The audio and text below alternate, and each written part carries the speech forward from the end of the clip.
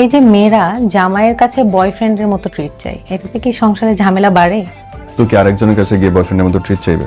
তোমার কথার ধরন মনে হইতেছে যে খুব পাপ করে ফেলেছে। জামাইয়ের কাছে একটু ফুল চাই, জামাইয়ের কাছে একটু ডেট চাই, কফি খাইতে যাইতে চাই, শুক্রবারে ঘুরতে যাইতে চাই, মাঝে মধ্যে আই লাভ ইউ শুনতে চাই। পাপ করে ফেলাইছে? কেন চাইবে না? যদি নিজের জামাইয়ের কাছে এই ট্রিটমেন্ট না চায়, পাড়া প্রতিবেশী দেবর এদের কাছে চাইলে ভালো লাগবে যে চলো আমার একটু নিয়ে ঘুরো, বৃষ্টি হয়েছে, একটু তাড়াতাড়ি এসো, একটু খিচুড়ি রান্না করছি। সেটা তো সম্ভব না। একটা মেয়ের জামাই ছাড়া কে এসে? যদি তুমি চাও, অপশন বের করে দিতে চাও যে ঠিক আছে তুমি আমার কাছে হাজবেন্ড সুলভ আচরণ নিবা, আরেকজনের কাছে বয়ফ্রেন্ড সুলভ আচরণ নিবা, চলবে? তা তো চলবে না, বরং উচিত। এবং শুধু এই হাজবেন্ডের দায়িত্ব তা না, বউয়েরও কিন্তু দায়িত্ব।